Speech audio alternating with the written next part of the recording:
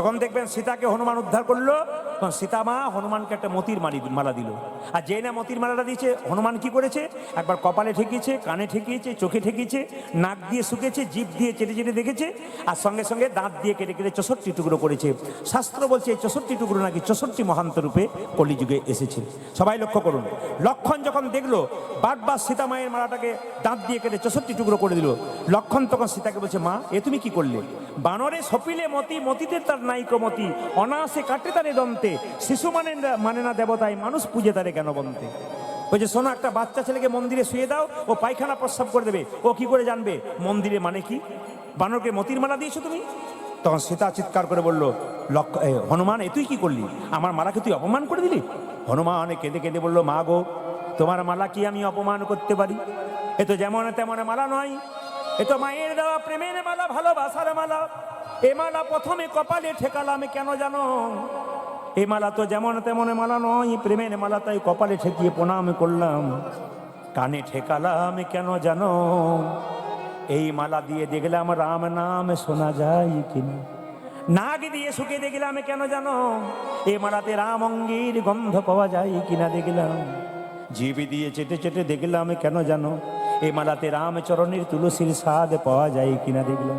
যে মালাতে রামে নাম শোনা যায় না, যে মালাতে রামে দেখা যায় না, ও তো কলঙ্কের হার, অলঙ্কের হার নয় মায়েরা, ও তো অলঙ্কার নয়, ও তো কলঙ্কের হার। তাই কি করলাম, আমি দাঁত দিয়ে কেটে কেটে ফেলে দিলাম। লক্ষণ বলছে, হনুমান এতদিন আমার অহংকার ছিল যে রাম আমার দাদা, সে ভগবান, আমার অহংকার ভেঙে গেছে, তুই কি হৃদয় মাঝে রাম দেখাতে পারবি? লক্ষণকে সঙ্গে সঙ্গে হনুমান বলল, লক্ষণ কাকা তুমি তোমার তীরটা দাও, আমি রাম দেখাবো। যেই না তীরটা দিয়েছে লক্ষণ, অমনি হনুমান বক্ষ বিদীর্ণ করেছে, দেখে একা রাম নয়, দেখে সীতারামের যুগল মিলন। সীতারামের যুগল,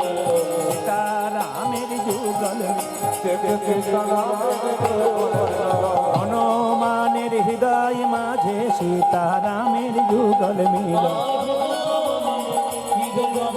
আর কি তারে মারতে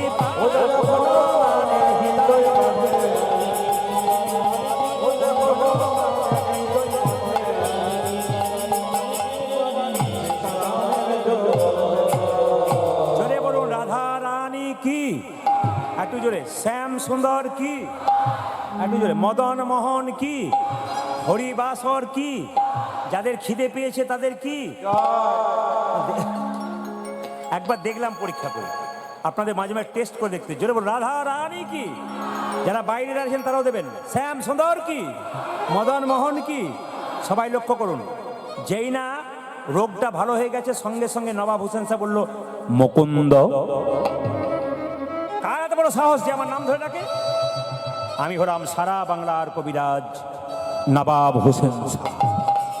নবাব আপনি? হ্যাঁ, আমি তোমাকে পরীক্ষা করতে এসেছিলাম, তুমি সত্যি কত বড় কবিরাজ। আমি দেখলাম সত্যি তুমি বড় কবিরাজ। এই মুকুন্দ, তোমাকে এখানে থাকা চলবে না, তুমি যাবে আমার কোথায়? মালদার গৌড়ে। মায়েরা, নবাব হোসেন স্যার বাড়ি ছিল মালদা গৌড়, ওখানে যাবে। মুকুন্দ বলল, আমি যেতে পারি, তবে শর্ত আছে। তোমার ওখানে যাব নবাব, কিন্তু শর্ত আছে, একটা গোপীনাথের মন্দির তৈরি করতে হবে, আর জীবের দ্বারে যেন হরিনাম দিতে পারি, আর যেন গোপীনাথের ভজন করতে পারি। দেখুন, নবাব মুসলমান হলো, মুসলমানে কি সৎ, মান মানে কি মান, যার মধ্যে সৎ ইমান আছে তিনি মুসলমান। নবাব হোসেন শাহ, কাজী নজরুল ইসলাম, ইনাদের সৎ ইমান ছিল। তিনি বলেন, হ্যাঁ হ্যাঁ, কোনো অসুবিধা নেই, তুমি চলো। নবাব মুকুন্দকে নিয়ে গেল, আর মুকুন্দ নবাবের বাড়িতে কীর্তন করছে। মায়েরা সবাই লক্ষ্য করুন, মুসলমান বাড়িতে ছোট্ট একটা গোপীনাথের মন্দির করেছে কে? নবাব হোসেন শাহ। মুকুন্দ গাইছে, আর নবাব কি করছে? মায়েরা লক্ষ্য করবেন, নবাব দাঁড়িয়ে আছে, একটা মেয়ে তাল পাতার পাখা দিয়ে হাওয়া করছে। আমি কিন্তু মাঝে জিজ্ঞেস করবো, দেখবো কেমন কীর্তন শুনছেন। নবাব দাঁড়িয়ে আছে, একটা মেয়ে তাকে তাল পাতার পাখা দিয়ে হাওয়া করছে, এবং তাল পাতার পাখার ওপরে ময়ূরের পালক ছিল। মুকুন্দ গাইছে, আর মায়েরা সবাই উলুধ্বনি দিচ্ছে। কি গাইছে? আমার কানু সে বিনোদ রায় গো, কানু সে বিনোদ রায়,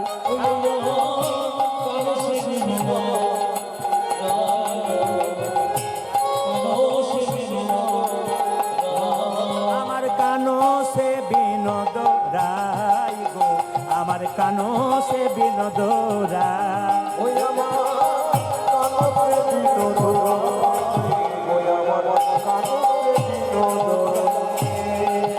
বিনোদ চুড়াই বিনোদ বরিহা বিনোদ চুড়াই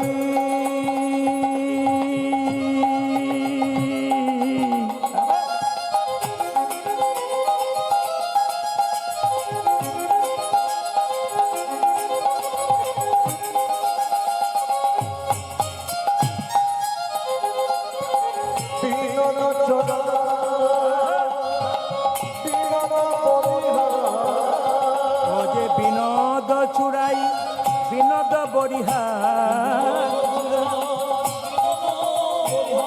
বরিহা বরিহা বিনোদ উড়িছে তাই গো আমার কানো সে বিনোদরা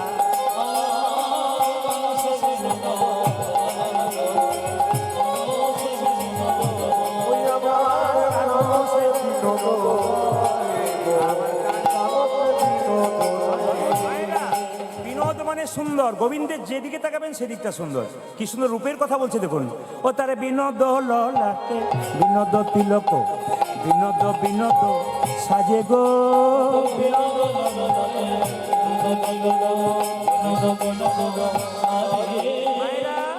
আপনাদের এখানে কীর্তন করতে এলাম কিছু মনে করবেন না সবার কপালগুলো দেখলাম কি ভাগ্য খারাপ না ভাগ্য ভালো কিছু দেখলেন না না যার কপালে তিলক আছে তার ভাগ্য একটু ভালো হবার কথা এই যে তিলকটা দেখতে পাচ্ছেন এই তিলকে কিন্তু দুটো দাগ ডান দিকে কে ব্রহ্মা বাঁ দিকে কে মহেশ্বর মাঝখানে ফাঁকা জায়গাটা কে বিষ্ণু যার কপালে ব্রহ্মা বিষ্ণু মহেশ্বর আছে তার আবার দুর্ভাগ্য হয় নাকি এই যে তিলক পরার দরকার আছে একটা এইদিকে দিকে একটা সধবা মেয়ের স্মৃতির সিঁদুর হাতের শাখা মাথার কাপড় যদি থাকে মাথা নিচু করে রাস্তা দিয়ে যায় পুরুষ তার মুখের দিকে তাকাতে গিয়ে পায়ের দিকে তাকাবে আর যদি এখনকার মতো আধুনিক ড্রেসে চলে যায় পুরুষ আর পায়ের দিকে তাকাবে না তার মুখের দিকে তাকাবে এমন নারী হন রাস্তা দিয়ে যান পুরুষ যেন আপনার মুখের দিকে তাকাতে গিয়ে আপনার চরণের দিকে তাকায় এই জন্য বারবার বলবো সমাজ সুন্দর থাকবে সব কিছু ভালো থাকবে তিলকটা নেন আপনারা এইবার বলে রাখি আপনারা তিলক নিয়েছেন অনেকে নেন নাই আমি যেখানে বাস করি এখন আমি একটা গ্রামের মধ্যে বাস করি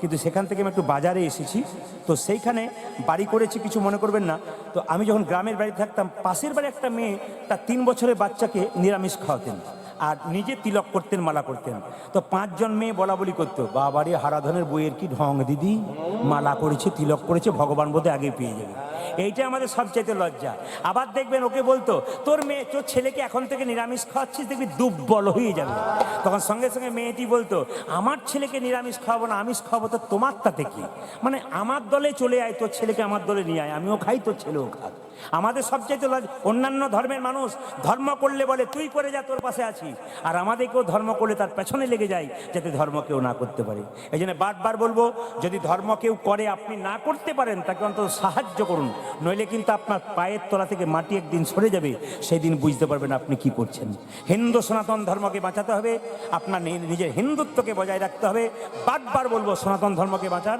মহাপ্রভু যে নাম আমাদের দিয়েছেন এত কষ্ট করে অবহেলা করবেন না সেই নামকে আপনারা রক্ষা করুন এবং এই নামের যদি কেউ বিরুদ্ধে কথা বলে তার প্রতিবাদ করতে শিখুন না না আমরা সম্প্রীতি বজায় রাখবো আমরা সবাইকে ভালোবাসতে পারবো সব জাতির মানুষকে কিন্তু নিজের ধর্মকে কেউ যেন অবজ্ঞা করতে না পারি তবে তিলকের কথা যখন বললাম মায়েরা তিলক কিন্তু 5টা এইদিকে তিলক 5টা আঙুলে নেওয়া যায় এই আঙুলে বৃদ্ধাঙ্গুষ্ঠী এটা তর্জনী এটা মধ্যমা এটা অনামিকা এটা কনিষ্ঠা যদি কোনো ব্রাহ্মণ মন্দিরে পুজো করে যদি বলেন যে একটা কোণে আমাকে সিঁদুরে ফোঁটা দিয়ে দাও তো যদি সে পড়াশোনা করেছে একবার 100% আসলে বলে গেলাম ইউটিউবের মাধ্যমে কি যদি সে সত্যিকারে পড়াশোনা করেছে তাহলে সে কিন্তু তিলক দেখবেন সিঁদুরে ফোঁটাটা দেখবেন এই আঙুলে দেবে আপনি যখন কাউকে ফোঁটা দেবেন কপালে সবসময় শাস্ত্র বলছে এই আঙুলে দিতে হয় এই আঙুলে কাকে দেবেন যদি আপনার বাড়িতে কেউ মারা যায় বা পাশের বাড়ি কেউ মারা যায় মৃত্যুর সময় তার কপালে একটু তিলক করে দিতে হয় যদি তিলক করতে হয় তবে আপনাকে এই আঙুলে করতে হবে তর্জনী মধ্যমা থেকে করবেন নিজে যখন তিলক করবেন মধ্যমা এই আঙুলে আর এই আঙুলটার নাম কি অনামিকা এর কি নাম নেই অনামিকা এটা ভগবান বিষ্ণুর আঙুল যারা গুরুমন্ত্র নিচ্ছেন তারা দীক্ষা নিচ্ছেন তারা জানবেন এই আঙুলটাতে সব কিছু হয় তুলসী পত্র দেবেন টাচ থাকবে ভগবানকে মন্দিরে একটু বাতাসা দেবেন এই আঙুলটা টাচ থাকবে এটা অনামিকা এই আঙুলে ভগবানের চরণে তুলসী পত্র দেবেন ভগবানকে ফোঁটা দেবেন গুরুদেবের চরণে দেবেন আর এই আঙুলে কাকে দেবেন ভাইয়ের কপালে দিলাম ফোঁটা জমের দুয়ারে পড়লো কাঁটা যমুনা দেয় জমকে ফোঁটা, আমি দিই আমার ভাইকে ফোঁটা। যমুনার ফোঁটা পেয়ে জম হলো চিরজীবী, আমার ফোঁটা পেয়ে আমার ভাই হবে দীর্ঘজীবী। তবে একটা কথা আপনাদের বলে যাই, শেষ কথা, সুন্দর করে শুনে নিন পদটা গাইবার আগে। আমি একটা কথা বলেছিলাম এই বছর, এখনও বলে যাব সবাসরে ছোট্ট করে। ভাই বোনের মধ্যে যখন রাখি বন্ধন হবে, কিংবা ভাই বোনের মধ্যে যখন ভাই ফোঁটা হবে, এই শর্তটা দুজনের মধ্যে করুন। ইউটিউবের মাধ্যমে শুনবেন, এখন শুনে নিন সবাই, খুব দামি কথা, যদি করতে পারেন সমাজ সুন্দর হবে। সবার লেগে বলে রাখি, যদি ভাই ফোঁটার দিনে একজন ভাইকে বোন ফোঁটা দিচ্ছে, একটা উপহার দিল, বোন বলল, দাদা তুই আমাকে একটা সুন্দর পোশাক দিলি, উপহার আমার ভালো লাগলো, কিন্তু একটা উপহার কিন্তু আমাকে দিতে হবে। কথা কি কথা? বোন বল। আমার মাথায় হাত দিয়ে তোকে কথা দিতে হবে, কি? তোর বিয়ের পর আমার মা বাবাকে ভুলে যাবি না তো?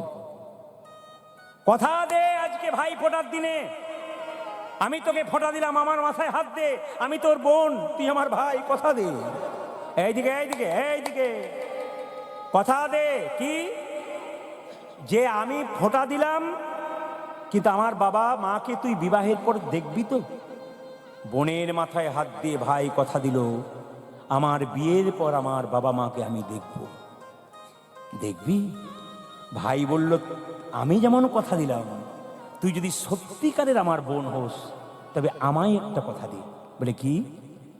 তোর বিয়ের পর আমার বাবা মাকে যেমন ভালোবেসেছিস, তোর শ্বশুর শাশুড়িকে সেরকম ভালোবাসতে পারবি তো?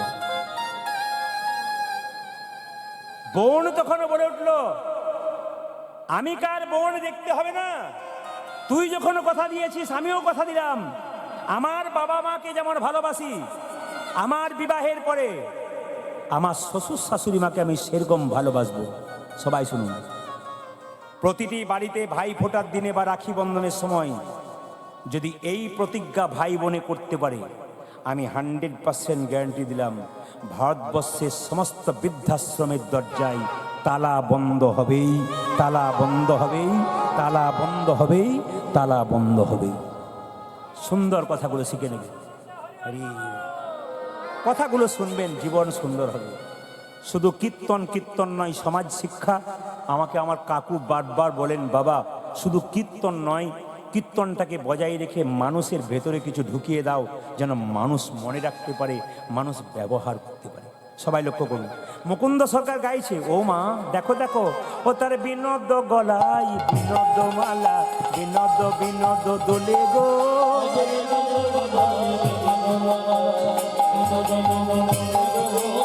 বিনোদ গলাই বিনোদ মালা, বিনোদ বিনোদ দোলে,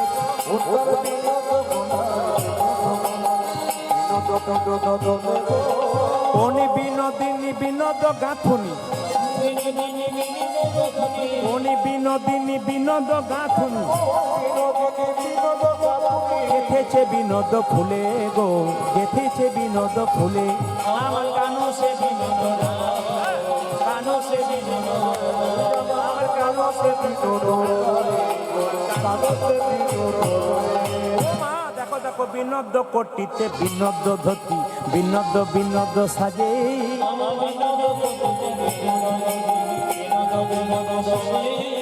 বিনোদ কোটিতে বিনোদ ধতি, বিনোদ বিনোদ সাজে,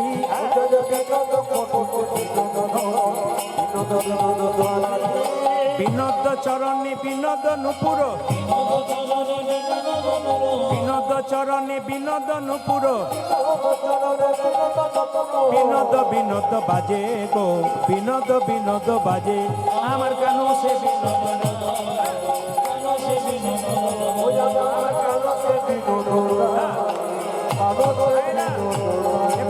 পদাবলীর শেষে যে পদকর্তা লেখেন তাকে প্রণাম করতে হয়। কি বলছে? যদুনাতি কয় বিনোদ নাগর, বিনোদ কদম্ব তলে,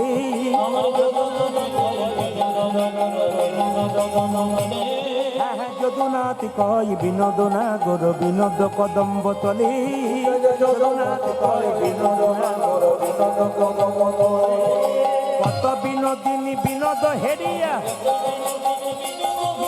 কত বিনোদিনী বিনোদ হেরিয়া,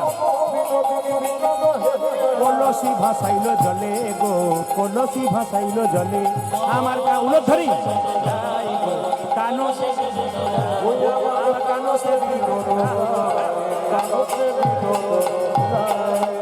এইবার যেই না মায়ের সবাই লক্ষ্য করুন, যেই না কীর্তনটা গাইছে, গাইতে গাইতে হঠাৎ হঠাৎ মুকুন্দকে আসতে নবাব বলে, এ মুকুন্দ। আচ্ছা মায়েরা বলুন তো দেখি কেমন কীর্তন শুনছেন। যখন মুকুন্দ সরকার কীর্তন গান গাইছিল, একটা মেয়ে নবাবকে পাখা করছিল। সেই পাখাটা প্লাস্টিকের পাখা ছিল না তাল পাতার পাখা ছিল? জোরে বলুন, জোরে বলুন। বাহ, তাল পাতার। আচ্ছা তার মধ্যে কাকের পালক ছিল না কোকিলের পালক ছিল? আপনারা যদি এত জানতেন, আমি জানতাম, তাহলে আসতাম না। এত সুন্দর জানেন আপনারা। আচ্ছা আচ্ছা, বেশ বেশ বেশ। মায়েরা কার পালক ছিল? ময়ূরের পালক ছিল। আচ্ছা সবাই লক্ষ্য করুন, ওই ময়ূরের পালকটা দেখতে গিয়ে মুকুন্দ সরকার চিৎকার করে বলেছে, হে কৃষ্ণ করুণা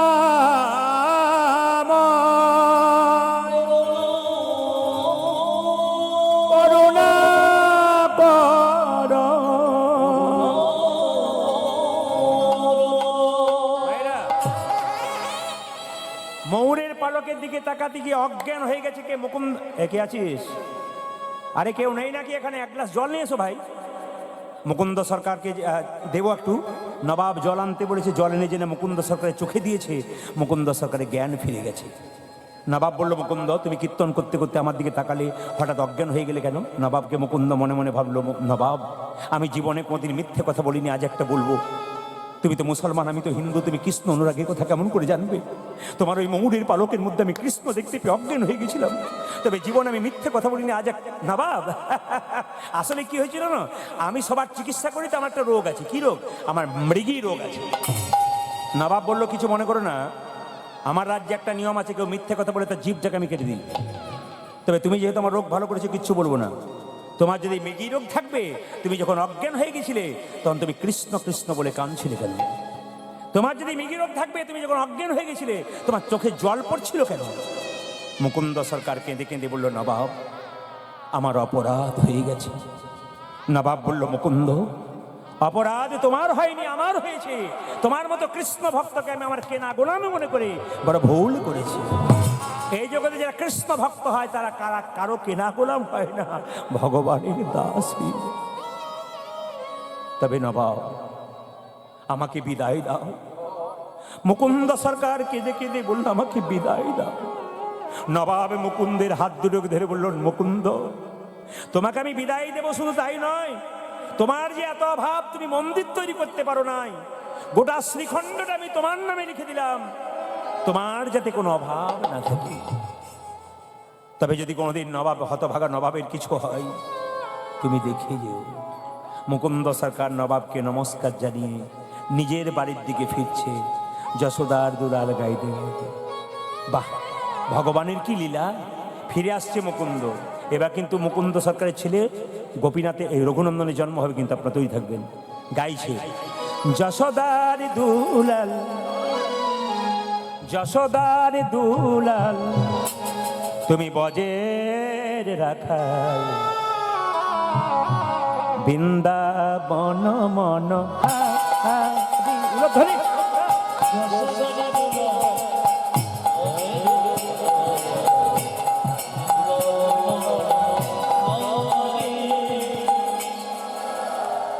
আচ্ছা কিছু মনে করবেন না, আমি কিন্তু গাড়ি টেনে টেনে একবার স্ট্যান্ডের মধ্যে পৌঁছানোর চেষ্টা করছি স্পিডে মুখে, কিন্তু কাকু ওখান থেকে আমাকে খালি ইশারা করছে এরকম করবে। আচ্ছা দেখি কতদূর কি করতে পারি, আমি অনেকটা দৌড়ে দিয়েছি কিন্তু। আচ্ছা দেখি, যশোদার দুলাল বজের রাখাল, বৃন্দাবন মন হারি হরি বল।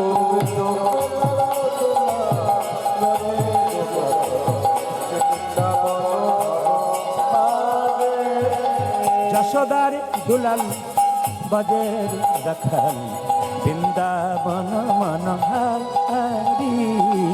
যশোদার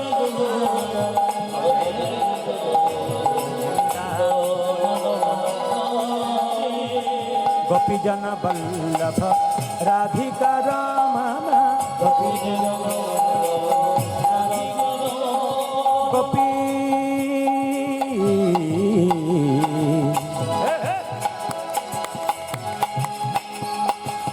গোপী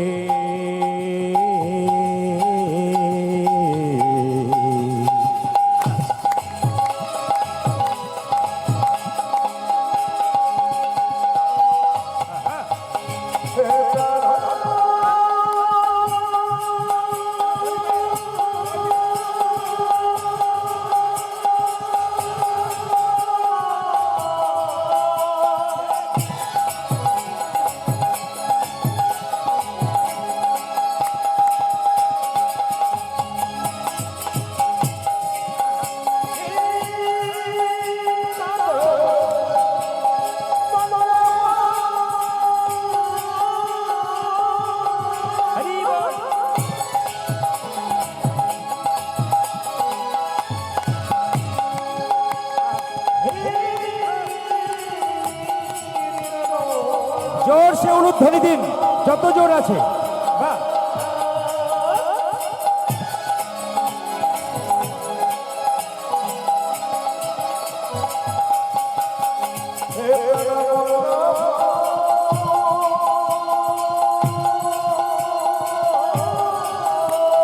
নিতাই গৌর হরি হরি বল।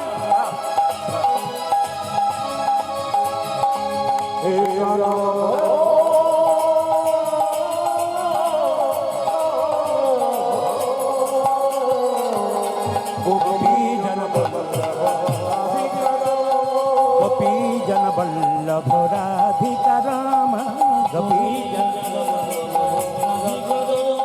চিত্তবিত্ত মনোহারি, বৃন্দাবন মনোহারি, যশোদারি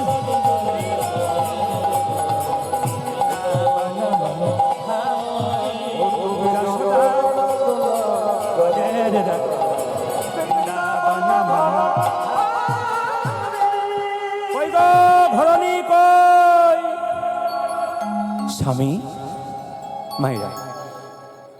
মুকুন্দ সরকার যখন বাড়ি ফিরল, তার স্ত্রী তখন যন্ত্রণায় ছটফট ছটফট করছে। স্বামী কি এ কি আমার হলো গো,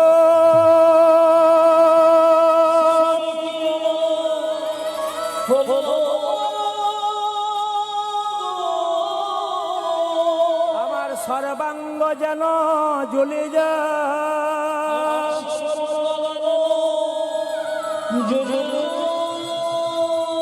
এ কি আমার হলো গো,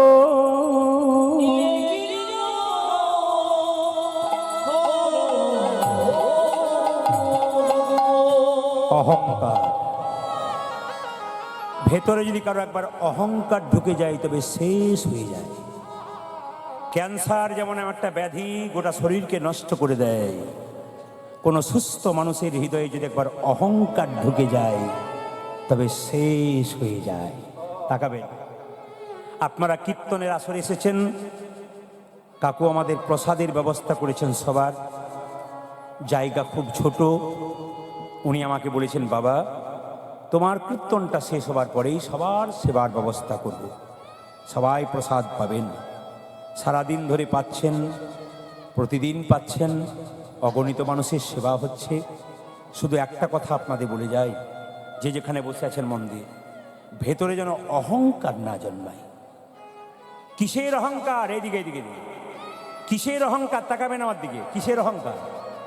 আপনি কি জন্ম পেয়েছেন? আপনি পান নাই, আপনার মা দিয়েছে। আপনার কিসের অধিকার? আপনি জন্ম নিলে আপনার নাম রাখতে হবে। নাম কে রেখেছে? এইদিকে এইদিকে, নাম কে রেখেছে? নাম তো আপনার বাবা মা আত্মীয় স্বজন রেখেছে।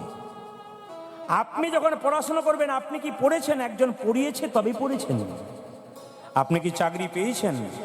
একজন চাকরি দিয়েছে তারপর পেয়েছেন।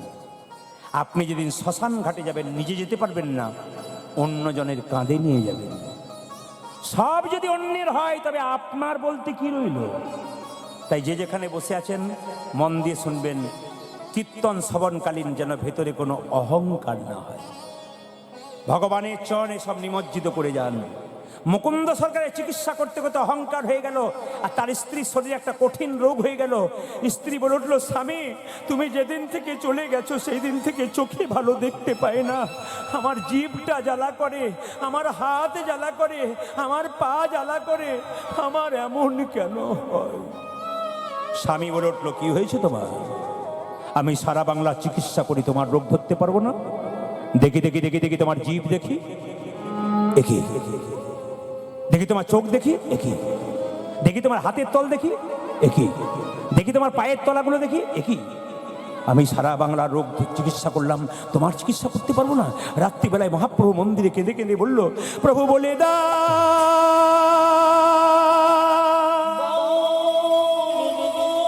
প্রভু বলে দা,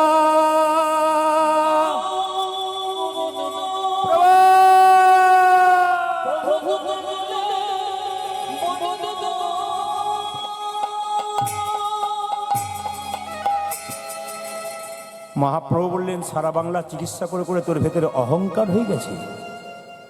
এক কাজ কর, তোর আর অহংকার থাকবে না। বল, প্রভু আমি ক্ষুদ্র জীব, কখন আমার অহংকার হয় আমি বুঝতে পারি না, যদি অহংকার হয়েছে আমার পতন ঘটিয়ে দাও। মহাপ্রভু চিবানো পান তার স্ত্রীকে দিলেন। আপনারা যারা পান খান কোনো অসুবিধা নেই, পান নেশা জাতীয় দ্রব্য কথা বলে, কিন্তু মহাপ্রভু সন্ন্যাসের আগে পান খেয়েছেন, সন্ন্যাসের পর আর খাইনি। চিবানো পান মুকুন্দকে দিয়ে বলে, তোমার স্ত্রীকে দিয়ে দাও, দেখবে তোমার স্ত্রীর রোগ তো ভালো হবে, নতুন লক্ষণ প্রকাশ পাবে, তোমার স্ত্রীর গর্ভে সন্তান আসবে। আচ্ছা মায়েরা কিছু মনে করবেন না, এই যে পানের কথা, এইদিকে আস্তে আস্তে, এই যে ধীরাজের বাবা, পানের কথা যখন বললাম কিছু মনে করবেন না, পানের কথা যখন বললাম, আচ্ছা বলুন তো পান কি কি কাজে লাগে, জোরে বলুন। পান দেখবেন পুজোতে লাগে, জোরে বলুন। হ্যাঁ না না। আর পান কিসে লাগে? বিয়েতে লাগে। ধীরে। আচ্ছা মায়েরা বিয়ের সময় পান ঢাকা দিয়েছিলেন? যারা দিয়েছিলেন তারা বলবেন। এখন তার পান ঢাকা দিতে হয় না, হ্যালো আর গেল, না কি বল? এখন তো হ্যালো আর গেল, পানের কোনো দরকার হয় না। সবাই তাকান, সবাই তাকান। আচ্ছা মায়েরা পান ঢাকা মানে, এই যে বাচ্চাগুলো আছে না, এরাও বলে দেবে পান ঢাকা দেয় কেন? কেউ জানেন পান ঢাকা দিয়েছেন? আর বলবেন না, বিয়ের সময় দিয়েছি, অত কি মনে থাকে? পান যখন মেয়েটি ঢাকা নিয়ে স্বামীর কাছে যায়, তখন যখনই পানটা সরায়, পানটা হলো যোগমায়া, মানে পানটা সরিয়ে মেয়েটি স্বামীর মুখ দেখে, মানে মায়ার যোগ হয়, তুমি আমার আমি তোমার। এই গানটি এক জায়গায় করেছি, একজন ব্যক্তির বাড়িতে বাসা, বলছে বাবা তুমি যে বললে পান সরালে মায়া হয়, আমার 3টে বউ, 3টে ছেলে, 3টে বৌমা, মায়াই নাই, খালি ঝগড়া করছে। বললাম কাকা বাবু, পান ঢাকা দেবার আগে কতবার রাস্তায় দেখা হয়ে যাচ্ছে, তাই আর আবার এইদিকে এইদিকে, এই রে বাবা, এইদিকে তাকান, পান ঢাকা দেয় নাই মনে হয় কোথায়, এরা পান ঢাকা দেয় নাই, ওই জন্য বুঝতে পারছি না। সবাই সবাই তাকাবেন। আচ্ছা মায়েরা কিছু মনে করবেন না, বিয়ের সময় মালা বদল হয়েছিল, একটু বলি, মালা বদল হয়েছিল। আচ্ছা মালা যে বদল হয়েছিল কিছু মনে করবেন না, এই মালাতে গোলাপ ফুলটা কি? মালার মধ্যে গোলাপ ফুল থাকে কেন? খুব শিক্ষা আছে কিন্তু।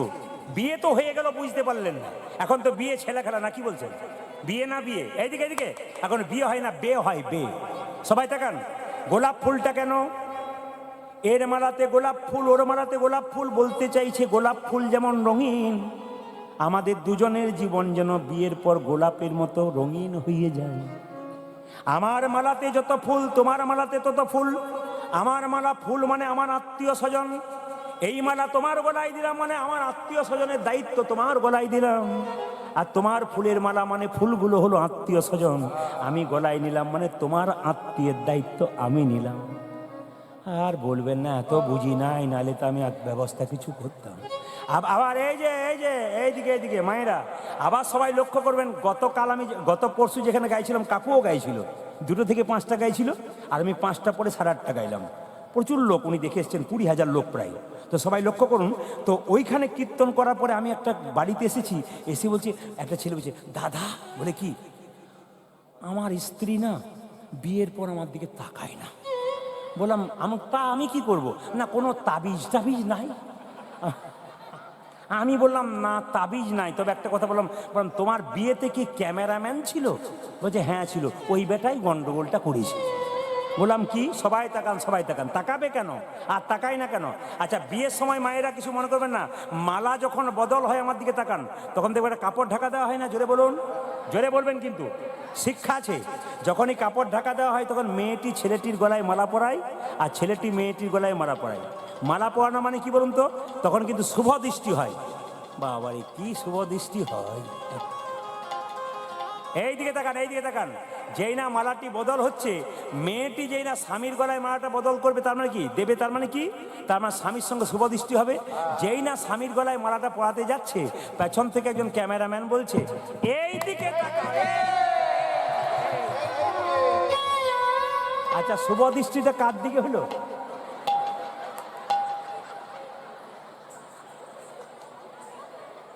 কীর্তনে কি মজা আছে বুঝতে পারছেন তো? এই জন্য তো পাঁচির ভেঙে লোক চলে আসছে, নাকি বলছেন? এ শুধু এখানে নয়, এ শুধু এখানে নয়, পশ্চিমবাংলা নয়, ভারতবর্ষে যত রাজ্য আছে প্রায় রাজ্যে ঘুরেছি, জেলাগুলো তো সব ঘোরা হয়ে গেল আপনাদের আশীর্বাদে। কিন্তু আপনাদের কাছে নিবেদন, সব জায়গাতে ঢল নেমেছে। আপনাদের একটু বলে রাখি, মালা বদলের সময় ক্যামেরাম্যানের দিকে না, না, আপনারা ক্যামেরাতে স্মৃতি রাখবেন, কিন্তু আসল জায়গাটা ঠিক রাখবেন। তারপর মালা বদলের পরে তাকাবেন, কিন্তু মালা বদল করতে করতে নয়। সবাই লক্ষ্য করুন, যে যেখানে বসে আছেন, যেই না মুকুন্দ সরকার বলেছে দেখি চিবানো পানটা নাও, আর চিবানো পানটা নেওয়ার সঙ্গে সঙ্গে তার গর্ভে সন্তান এসেছে। আর সেই গর্ভের সন্তান জন্ম নিয়েছে বৃহস্পতিবার দিন। কোন কি পুজো ছিল? মা সরস্বতী পুজো ছিল। সবাই কিন্তু একটু মাথায় কাপড়টা নিন, একটা সন্তান জন্ম নিয়ে সবাই একসঙ্গে, সবাই একসঙ্গে, একসঙ্গে। সরস্বতী পুজোর দিনে ছেলে জন্ম নিচ্ছে, সবাই একটু উলুদ ভেঙে দেবেন। কেন বলুন তো? আগে গাই, গানটা গাই, তারপর তাহলে কি হবে? আপনাদের বাড়িতে কৃষ্ণ ভক্ত সন্তান হবে। সবাই মায়েরা, আহা হেন কালে জন্মিল শির ঘুনন্দন, হেন কালে, হেন কালে জন্মিল শির ঘুনন্দন, মুকুন্দ দাসেরি তাহা আনন্দিত, মুকুন্দ দাসেরি তাহা আনন্দিত, আনন্দ ধরে না, আনন্দ ধরে না, মুকুন্দ দাসের মনে আনন্দ ধরে না, মুকুন্দ দাসের মনে পুত্রের বদন হেরে,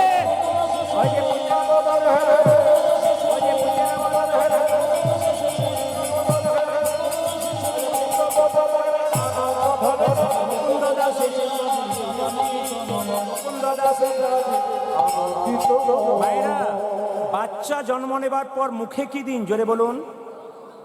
নিম পাতা, ও মধু। আচ্ছা, একটা কথা বলে রাখি, বাচ্চাকে জন্মের পরে মধু দেন, আপনাদের ইচ্ছা কি? ছেলে মিষ্টি মিষ্টি। মিথ্যা কথা, 100% মিথ্যা কথা। আসল সত্য কি বলুন তো? জন্ম নিয়ে বাচ্চা মায়ের দুগ্ধ পান করতে পারে না, ওই জন্য কান্নাকে বন্ধ করার জন্যে মধু দেওয়া হয়। কিন্তু অ্যাকচুয়ালি মধু দেওয়ার নিয়ম, যদি একটা বই পড়েন, বইটার নাম বলি, হিন্দু ধর্ম কি এবং কেন। বইটার নাম হচ্ছে হিন্দু ধর্ম কি এবং কেন। বইটার লেখক হচ্ছে লোকনাথ কবিরাজ। তাতে দুটো বইয়ের রেফারেন্স আছে। একটা বইয়ের নাম হচ্ছে গভীর গৃহসূত্রকার, একটা বইয়ের নাম হচ্ছে পরাশর গৃহসূত্রকার। তাতে বলছে যে বাচ্চা জন্ম নেওয়ার পর 21 দিন পর স্নান করিয়ে বাচ্চাকে যদি মুখে মধু দেওয়া হয়, বাচ্চা মিষ্টি মিষ্টি কথা বলে। এটা কিন্তু গভীর গৃহসূত্রকার বলছে। আর পরাশর গৃহসূত্রকার বইটাতে বলছে যদি বাচ্চার মুখ, যদি অন্নপ্রাশন হয় সেদিন মুখে মধু দেওয়া হয়, তাহলে কিন্তু বাচ্চা মিষ্টি মিষ্টি কথা বলবে। তাহলে আপনাদের কাছে নিয়ম জানা রইল, আপনার নিয়মটা জেনে নিলেন। এবার থেকে যখন বাচ্চা জন্ম নেবে 21 দিন পর মধু দেবেন না। প্রথমে তো দেবেন কান্না বন্ধ করার জন্য, কিন্তু 21 দিন পর দেবেন। কিন্তু মায়েরা সরস্বতী পুজোর দিন তো মধু কোথায় পাবে? দুই কানে শোনাইল মধুর হরিনা, দুই কানে শোনাইল মধুর হরিনামে শোনালো, হরিনামে শোনালো, সংসারের কথা শোনার আগে হরিনামে শোনালো, সংসারের কথা শোনার আগে নামময় দেখা হলো।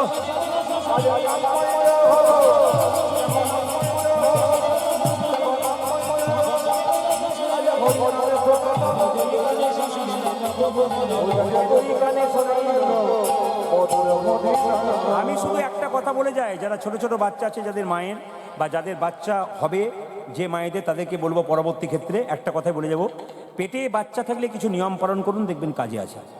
অনুকূল ঠাকুর বললেন যে মহাপুরুষের জন্ম হচ্ছে না কেন, মায়েদের প্ল্যাটফর্মটা ভালো নেই।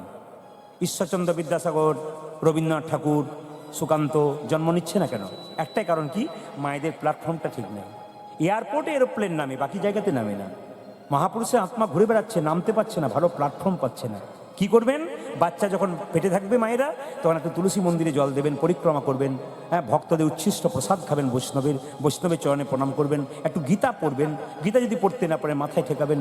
কিছু কাজ করলে কেন কৃষ্ণভক্ত সন্তান হবে না? মাটি যদি হয় খাঁটি সোনার ফসল ফলে, মা যেমন কর্ম করবে ছেলে, এদিকে কিছু মনে করবেন না।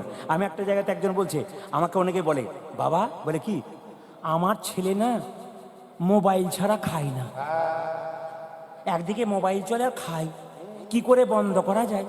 বললাম, তোমার পেটে বাচ্চা ছিল তখন মোবাইল চালিয়েছিলে? বলে, খুব চালিয়েছিলাম। ওই জন্মনিও মোবাইল খুঁজে খুঁজে বেড়াচ্ছে। কেন বলুন তো? এই যে মোবাইল চালিয়েছিলে বলুন। সবাই লক্ষ্য করুন মায়েরা, আমি বারবার বলবো, আগামীতে আপনাদের বাচ্চার হাতে আপনারা মোবাইল দেওয়ার আগে এটুকু মাথায় রাখবেন, বাবা মা যদি মোবাইল দেখা শুরু করেন, বাচ্চা আপনার পাশে থাকবে, ওই যে মোবাইল একবার কেড়ে নেবে আর আপনাকে মোবাইল ধরতে দেবে না। তাই প্রত্যেকটি বাবার কাছে, আমার মায়ের কাছে নিবেদন রইল, আপনার বাচ্চা যখন সামনে থাকবে মোবাইল দেখা বন্ধ করুন। ছেলে অন্তত ছোটবেলায় মোবাইল থেকে বিরত থাকবে, আপনি শান্তি পেতে পারবেন। আমি বারবার বলে গেলাম, এগুলো যদি করতে পারেন আপনার লাভ আছে। সবাই লক্ষ্য করুন, ছেলেটা কি করলো? 2 কানে মধুর হরিনাম শোনালো। এবার কি করলো? মা সরস্বতী পুজো দিয়ে ছেলে জন্ম নিয়েছে, তো আমরা কি বলবো? ওরে বাবা রে, ডাক্তার হোক, ইঞ্জিনিয়ার হোক, তিনি কি বললেন? আশীর্বাদে করো মা, আশীর্বাদে করো মা, ভাগবতে পড়তে পারে, আশীর্বাদে করো মা,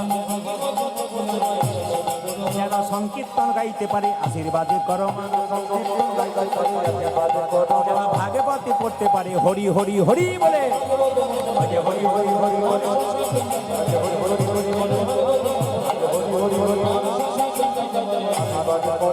দুই কানে শোনাই, দুই কানে শোনাই।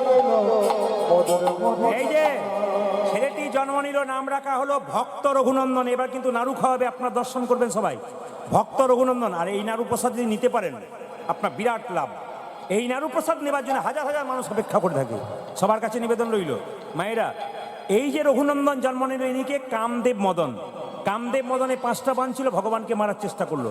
ভগবান বলল, কামদেব, আমার দেওয়া বান তুই আমাকে মানলি, অভিশাপ দিলাম তোর মর্তকুলে জন্ম হোক। কামদেব মদন কেঁদে কেঁদে বললো, অভিশাপ যদি দিলে মর্তকুলে জন্ম হোক, আশীর্বাদ দাও যেন তোমার চরণ লাভ করতে পারি। ভগবান বলল, তুই খুব চালাক রে কামদেব, আমাকে তাহলে কি করতে হবে জানিস? আমি শ্রীখণ্ডে গোপীনাথ রূপে যাব, আর তুই রঘুনন্দন রূপে যাবি। একদিন তোর হাতে নাড়ু প্রসাদ খাবো। পদকর্তা বললেন কি, আহা ব্রজে রয়নঙ্গ ধরিয়া অঙ্গ, ব্রজে রয়নঙ্গ ধরিয়া অঙ্গ, গৌরে আওল গৌর সঙ্গ, গৌরে আওল গৌর সঙ্গ, ভগতি ভূষণ ভকত বেশ, ভগতি ভূষণ ভকত, ভগতি ভূষণ ভকত বেশ, ভগতি ভূষণ ভকত বেশ, লীলাই মহিলা আপন বেশ, লীলাই মহিলা সোনার নূপুর রাতুল, সোনার নূপুর রাতুল পাই, শেখর শরণ লইন তাই, শেখর শরণ শরণ নিলাম, শরণ নিলাম, ও যে রঘুনন্দনে শ্রীচরণে শরণ নিলাম, ও যে রঘুনন্দনে শ্রীচরণে হরি হরি হরি বলে, শ্রীচরণে হরি হরি হরি বলে, শ্রীচরণে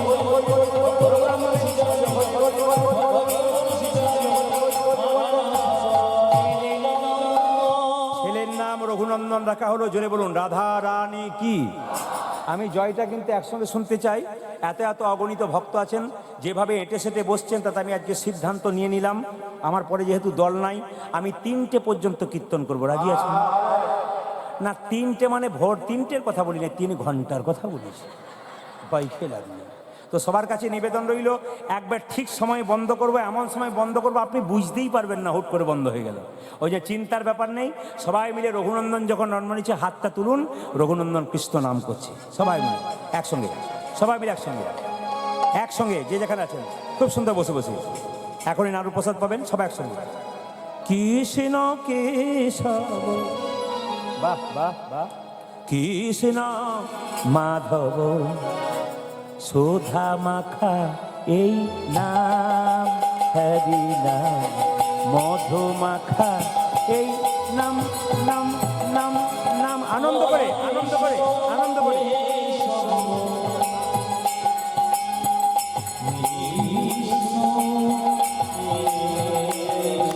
হরি বল।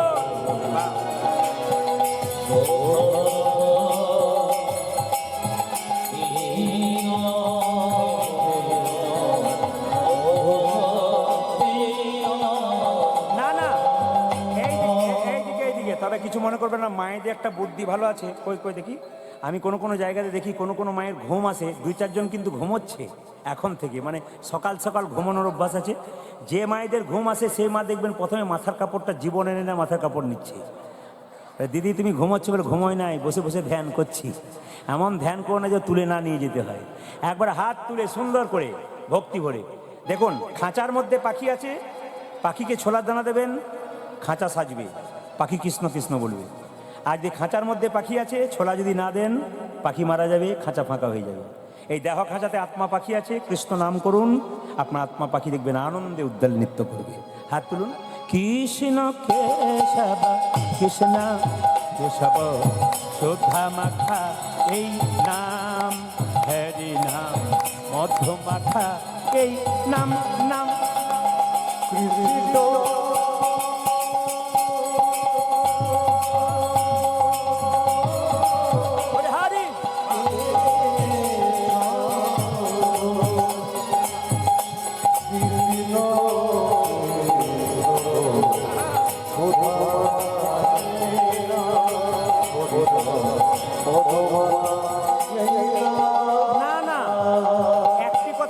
কিছু মনে করবেন না, আমি এখানে এলাম, খুব একটা সময় দিতে পারি না সবার সঙ্গে। আমি ছিলাম লজে, গেস্ট হাউসে, কিন্তু একটা কথা বলি, 2-4 জনকে গেস্ট হাউসে জিজ্ঞাসা করলাম আপনাদের এখানে ছেলে মেয়েদের নাম ভালো রেখেছেন তো? আপনারা কি নাম রেখেছেন জানি না, তবে একটি কথা আপনাদের বলে যায়, যে যেখানে বসে আছেন আপনাদের ছেলে মেয়ের নাম কিন্তু কৃষ্ণ বিষ্ণু নারায়ণ কিছু রাখবে না। কৃষ্ণ যদি নাম রাখেন দিনের বেলায় 10 বার এ কৃষ্ণ খেলতে যা, এ কৃষ্ণ পড়তে বস, এ কৃষ্ণ খেয়ে নে, 3 বার 4 বার 5 বার ভালো করে ডাকবেন, 2 একবার গালাগাল দেবেন ক্ষতি নাই, কিন্তু 8 বার তো ভালো করে ডাকবেন। যার কৃষ্ণ নাম করার সময় নাই সে কিন্তু কৃষ্ণ নাম হয়ে যাবে। কিন্তু একটা কথা বলে রাখি, এইদিকে এদিকে আসতে, আপনারা ইউটিউবে আমাকে কত বছর দেখছেন? হ্যাঁ 5, 6, 7 বছর, আস্তে আস্তে। তার আগে কি, হ্যাঁ বলি, পার্টি আছে, আচ্ছা বলি, আচ্ছা ইউটিউবে আপনারা 5-6 বছর দেখছেন। তার আগে কি আমি কীর্তন করতাম না? করতাম, ঝাড়খণ্ডে করতাম, পুরুলিয়া করতাম, বাঁকুড়া করতাম, মুর্শিদাবাদ নদিয়া প্রচুর গান করতাম, পর্যায় গানগুলো যত আছে সব করে নিয়েছি, তারপরে এলাকাতে ঢুকেছি।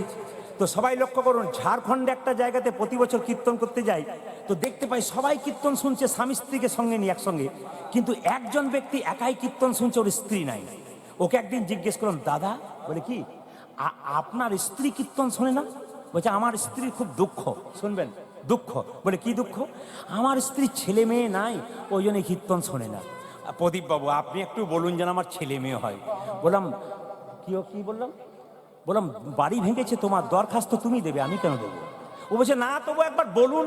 আমি একবার ভগবানকে বললাম, হে গোবিন্দ, হে মাধব, এই ব্যক্তি যেন ছেলে মেয়ে কিছু হয়। আন্দাজি কথাটি লেগে গেছে, আন্দাজি লেগে গেছে। এইবার সবাই লক্ষ্য করুন, 1 বছর পরে কীর্তন শুনতে এসে বলছে, প্রদীপ বাবু, বলে কি হয়েছে? হয়েছে, কীর্তনে মজা আছে কিন্তু শিক্ষা আছে। হয়েছে, বললাম কি হয়েছে? ছেলে। ছেলে নাম কিন্তু আপনাকে রাখতে হবে। বললাম তাই তিথি নক্ষত্র দিন সব বলো, নাম কিন্তু আমি রাখবো, তিথি নক্ষত্র দিন বলো, সব কিছু বলেছে। নিয়ে বললাম তোমার ছেলের নাম রাখলাম দিগম্বর। আহ দাদা, দারুণ নাম রেখেছেন, দিগম্বর। বছর 3 পর আবার কীর্তন করতে গেছি, ভদ্রলোক বসে আছে, কীর্তনের শেষে বলছে, দাদা এই বছর আর একটি হলো। হয় না তোমার যে লাইন দিয়েছে হে, হ্যাঁ দেখো দেখিনি। এখন বলছি কি আর একটি হলো। বললাম যে বলছে নাম কিন্তু আপনাকে রাখতে হবে। বললাম তিথি নক্ষত্র সব কিছু বলো, আমি বলে দেবো। সব বলেছি। বললাম এইবার তোমার বড় ছেলের নাম দিগম্বর রেখেছি, এবার তোমার ছেলের নাম রাখলাম কৃষ্ণদাস। বলছে চলবে না। বলে কেন? ম্যাচিং চাই। ম্যাচিং মানে বুঝতে পারছেন? আপনার সব জামা কাপড় ম্যাচিং কেনেন না? ও বেটা বলছে ম্যাচিং চাই, দিগম্বরের পেছনে যেন বর থাকে। বললাম তাহলে এক কাজ করো, কোনো কিছু দেখার দরকার নাই, বরর নাম দিগম্বর, এইটির নাম রাখলাম নটম্বর। দাদা নাম রেখেছেন এক বলা যায়।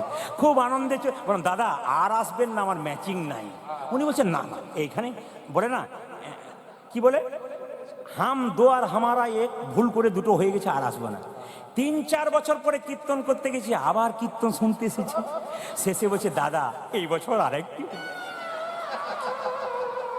আমি বললাম তাহলে নামটাম আমি রাখতে পারবো না। বলে না, নাম আপনাকে রাখতে হবে, ওই ম্যাচিংই চাই।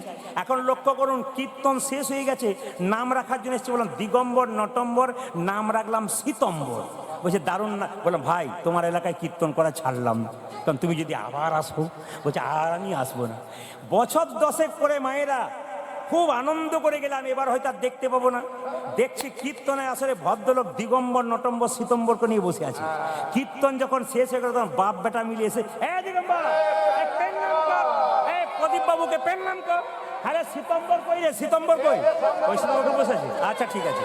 এখন লক্ষ্য করুন, 3 জনে প্রণাম করেছে। শেষে বললাম দাদা এবার কিন্তু আপনার স্ত্রীর আসা উচিত ছিল। বলে কেন? স্ত্রী এবার 3টে বাচ্চার মা হয়েছে, এবারও আতুর ঘরে আছে। বললাম মানে বুঝলাম না। বলছে এই বছর এবারে একসঙ্গে 2টো। বললাম তুমি তো পঞ্চপাণ্ডবের বাপ। বলছে 2টো? 5 পাণ্ডবের বাপ তুমি। যুধিষ্ঠির, ভীম, অর্জুন, নকুল, সহদেব কিছু নাম রাখি? বলছে না না, এবার নাম আপনাকে রাখতে হবে। বললাম আর আমার নাম রাখার জায়গা নাই।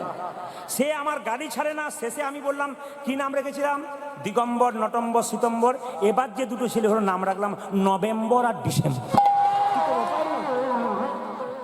যেটা বলুন রাধা রানী কি, শ্যাম সুন্দর কি। আপনারা কি ভাবছেন বয়স্ক কাকা পর্যন্ত হেসে হেসে ঘোরাঘুরি যাচ্ছে, আপনারা হাসবেন কি? বয়স্ক কাকা কপাল চপাচ্ছে, বলছে আচ্ছা করছে বাবু। যেটা বলুন রাধা রানী কি, শ্যাম সুন্দর কি, মদন মোহন কি। হাত তুলুন, হাত তুলুন। কৃষ্ণ কেশব, কৃষ্ণ কেশব সুধা মাখা এই নাম, হরি নাম মধু মাখা এই নাম। নাম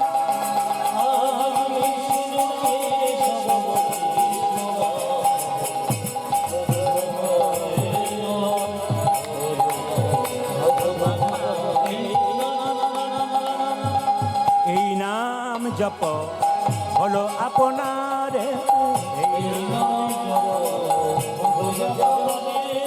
এই নাম জপ হলো আপনারই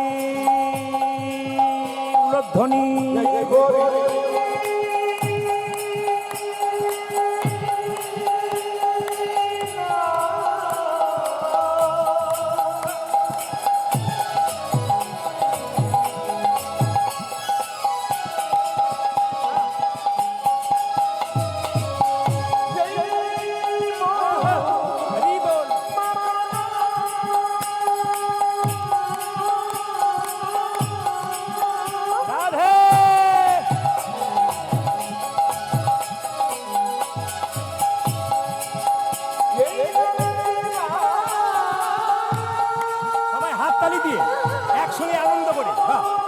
আনন্দ করুন, জীবনে আনন্দ করুন, পরমানন্দের স্মরণ পাবেন।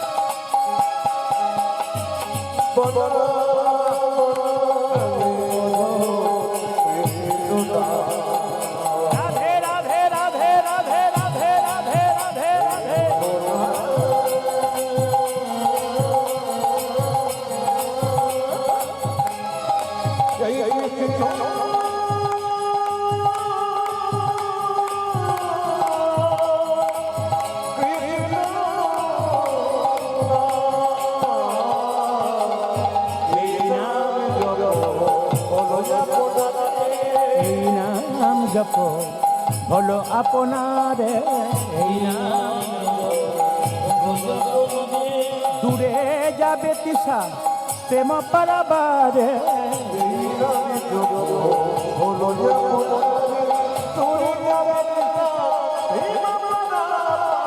জপরে জপরে জপরি রসনা জপরে জপরে জপরি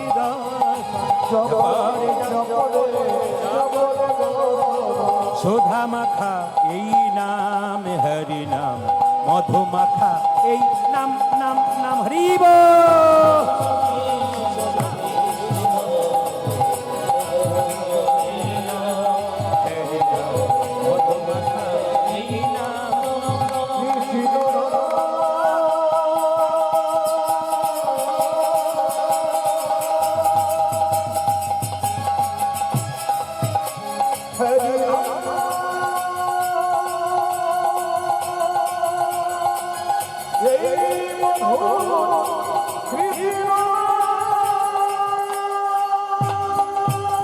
রাধা রানী কি, শ্যাম সুন্দর কি, মদন মোহন কি, হরিবাসর কি।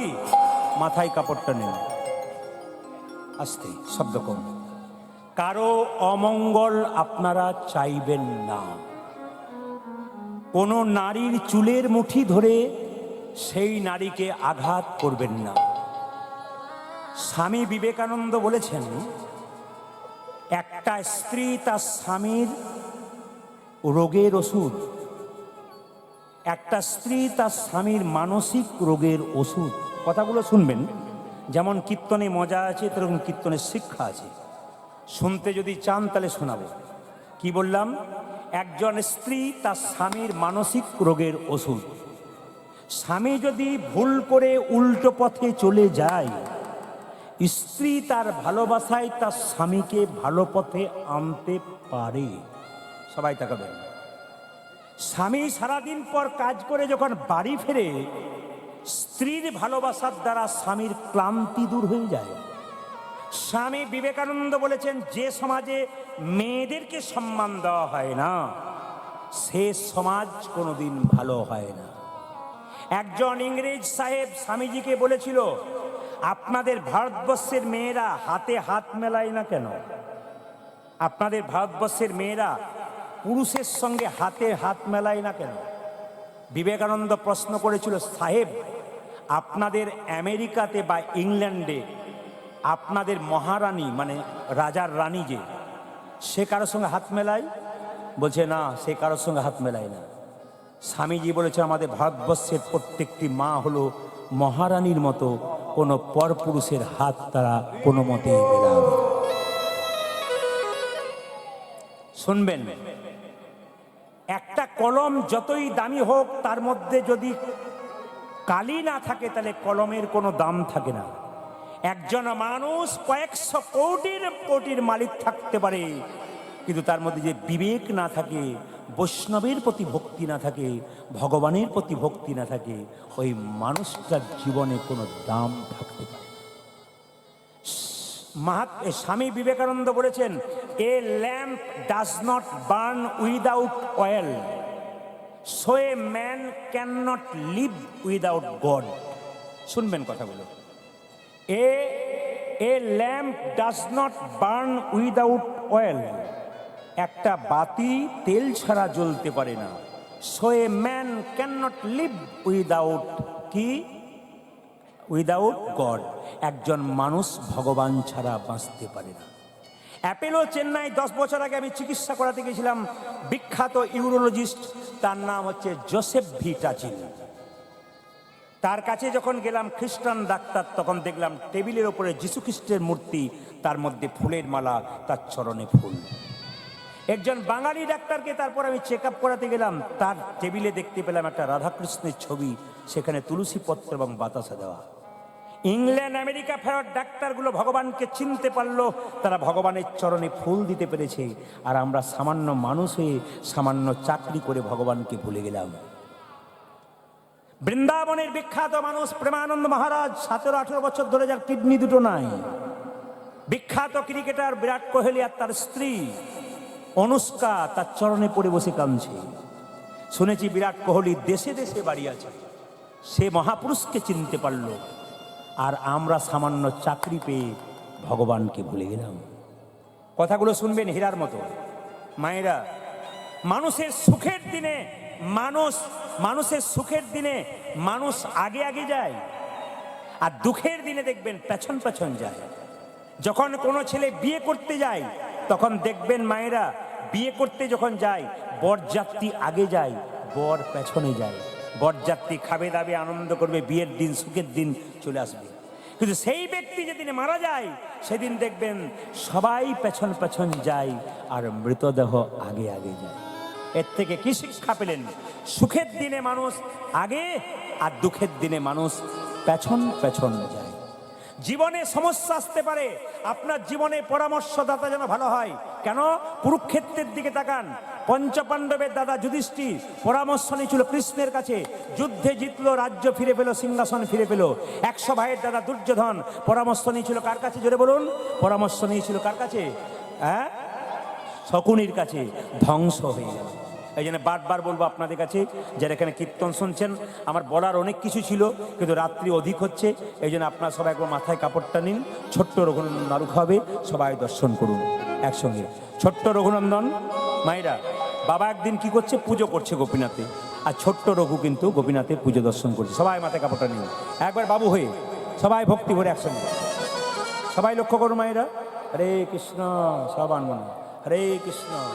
সবাই নিজের জায়গায় একবার মাথায় কাপড়টা নিয়ে ভক্তি ভরে দর্শন করুন। এই জায়গাটি যিনি দর্শন করতে পারেন তার গোটাটাই লাভ হয়ে গেল। একবার ভক্তি ভরে। মা মা, বাবা পুজো করছে, ছেলে দেখছে। মা মা অন্তরা মন্দির, তুমি জাগো জাগো, মদন কৃষ্ণ গোপাল গোপাল, মদন কৃষ্ণ গোপাল। উলধ্বনি, উলধ্বনি।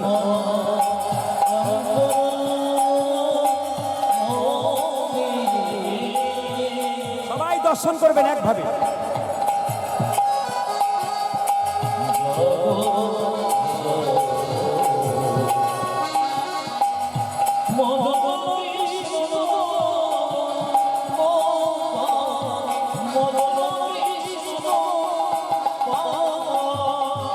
অন্তরা মন্দিরে জাগো জাগো, মদন কৃষ্ণ গোপাল গোপাল রে, মদন কৃষ্ণ গোপাল।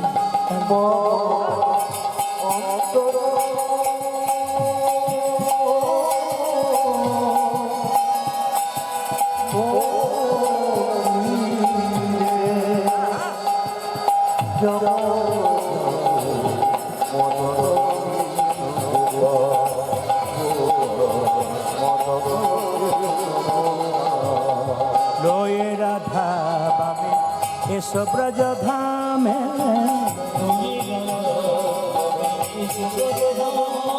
লয়ে রাধা বামে এসো ব্রজ ধামে।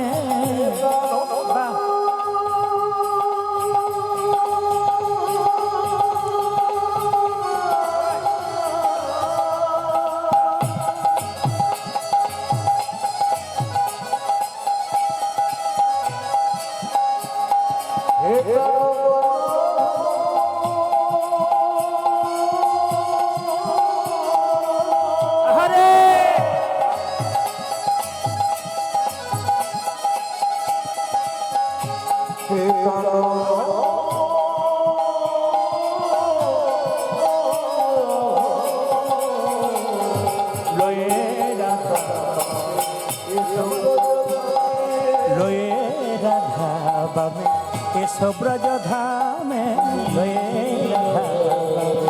এসো ব্রজ, এসো এসো গিরিধারিলা, মদন কৃষ্ণ গোপাল।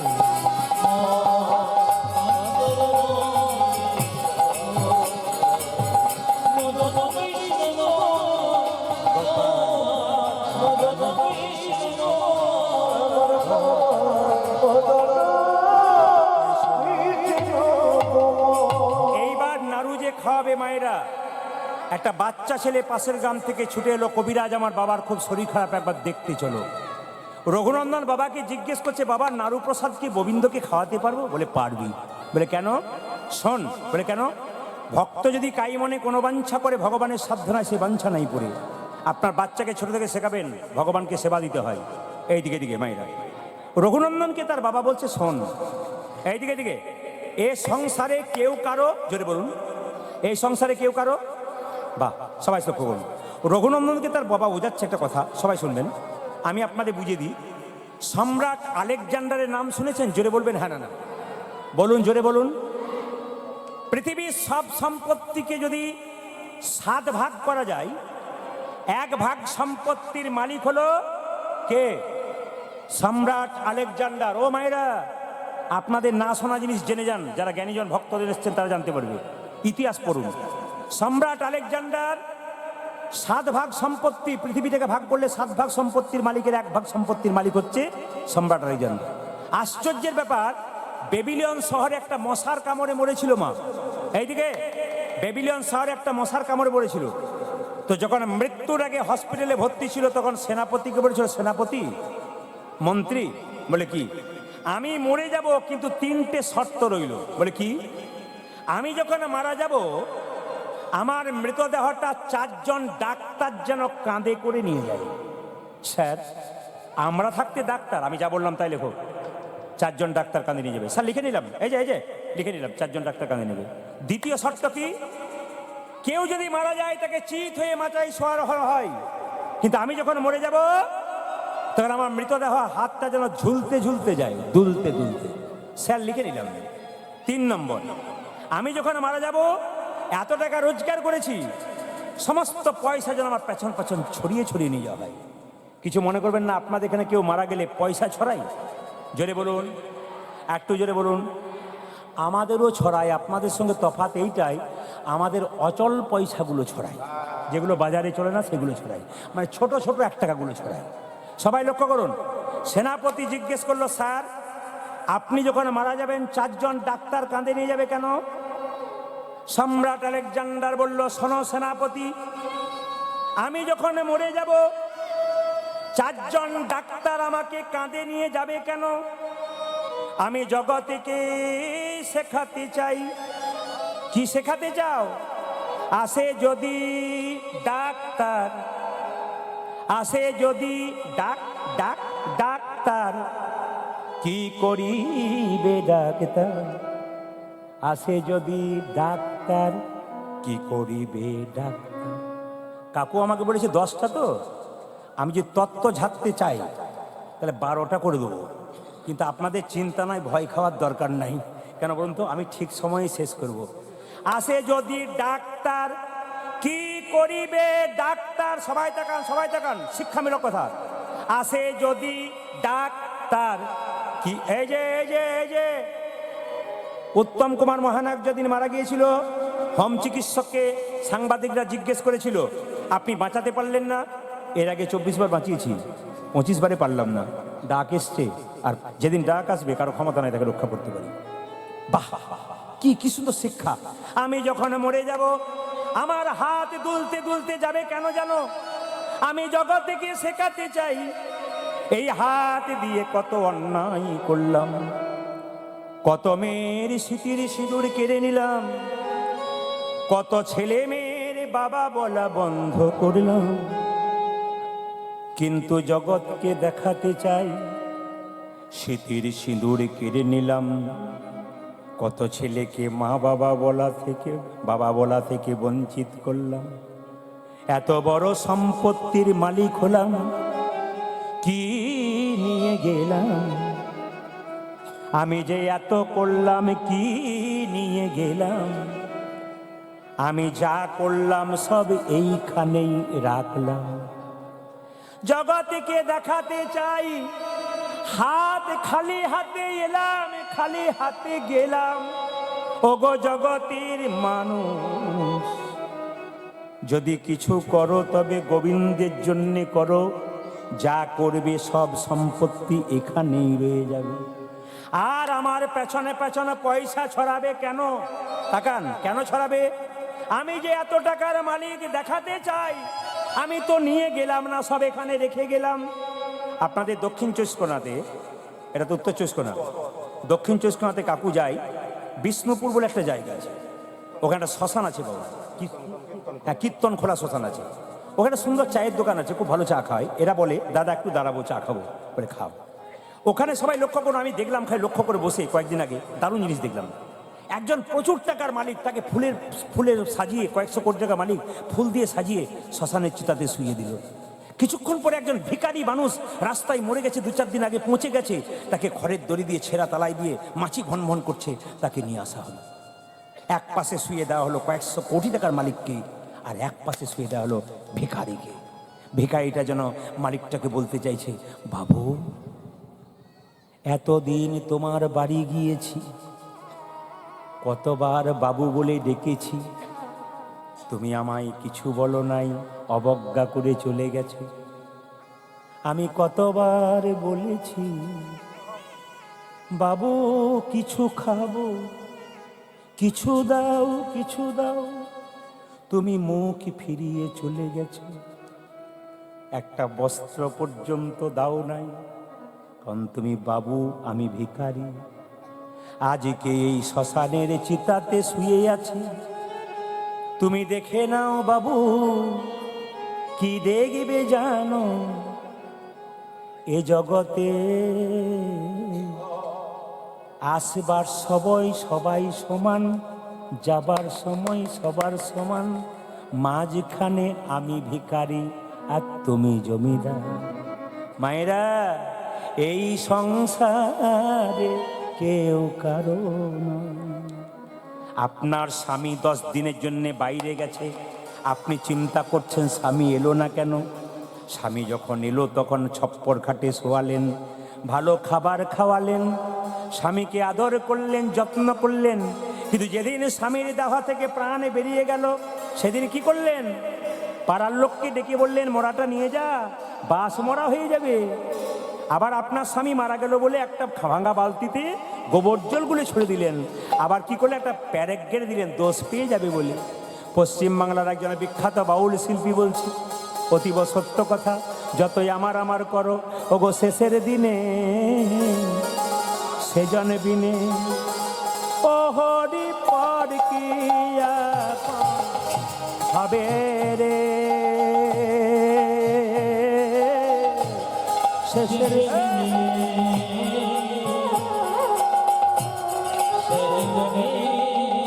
সবাই মাথায় কাপড় নিয়ে ভক্তি করে অনুধ্বনি দিন।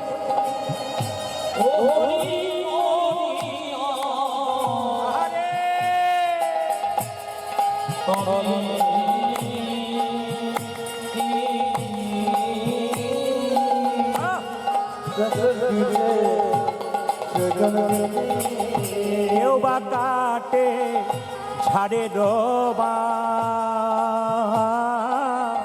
কেউ বা পাকাই দড়ি রে।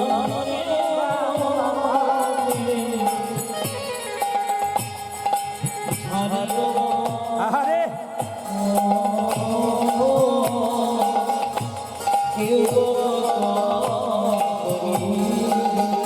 কেউ বা কাটে ঝাড়ে ডোবা, কেউ বা পাকাই দড়ি রে।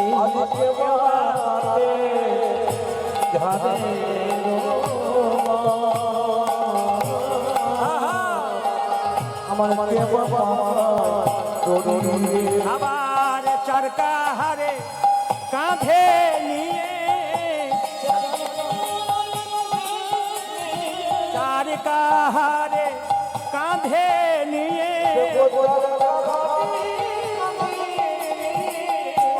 কি বলবে ওগো বলবে হরি হরি, ওগো বলবে উলধ্বনি,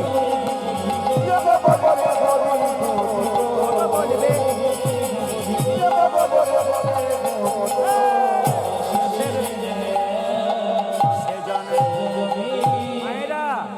এ জগতে সব চাইতে বেশি ভালোবাসে কে? তাকান, যদি মনে করেন বাবার চাইতে বেশি কেউ ভালোবাসে, ওটা হচ্ছে ধোঁকা। যদি বাবার চাইতে বেশি কেউ ভালোবাসে, ওটা ধোঁকা। আর মায়ের চাইতে কেউ যদি আপন হয় মনে করেন, তবে আপনি 1 নম্বরের বোকা। ওগো মা কাঁদিবে বাবা বাছা, ভগ্নি কাঁদে ভাই রে। আরে বাবা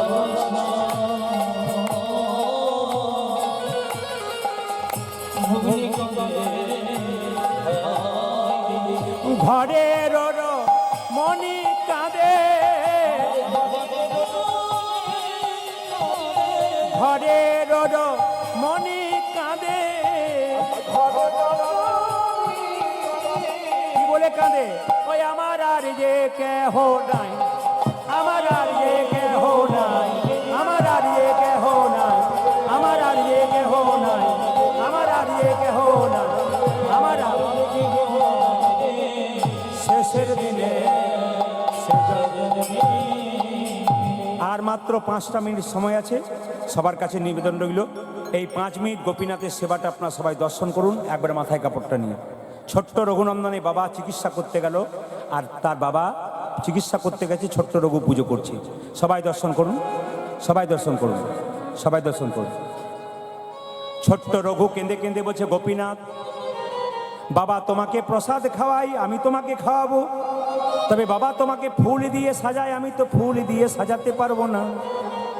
তবে শাস্ত্রে বলেছে, যে যথামাং প্রপদ্যন্তে তাংস্তাতাইব ভজাম্যহম, যে যেমন ভাবে ভালোবাসে, যে যে তোমাকে যেমন ভাবে ভালোবাসে তুমি তাকে তেমনি ভাবে ভালোবাসে।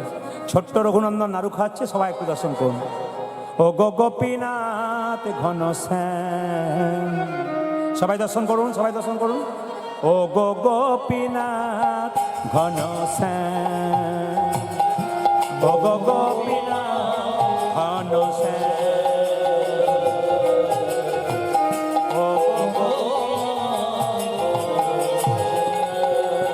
ও গো গোপীনাথ ঘনশ্যাম, ও গো গোপীনাথ ঘনশ্যাম, ও গো গোপীনাথ ঘনশ্যাম, ও গো গোপীনাথ ঘনশ্যাম। মায়েরা বারবার বলছে, গোপীনাথ নাড়ু খাও, নাড়ু খাও, কোনো মতেই নাড়ু খাচ্ছে না।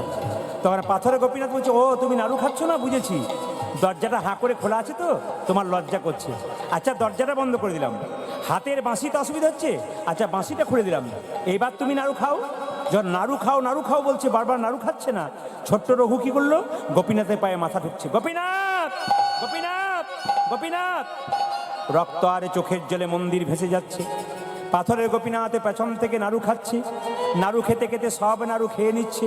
রঘুনন্দন কেঁদে কেঁদে বলছে, হ্যাঁ গো গোপীনাথ, তুমি তো বাবার কাছে এত নাড়ু খাও না, আমার কাছে এত নাড়ু খাচ্ছ কেন?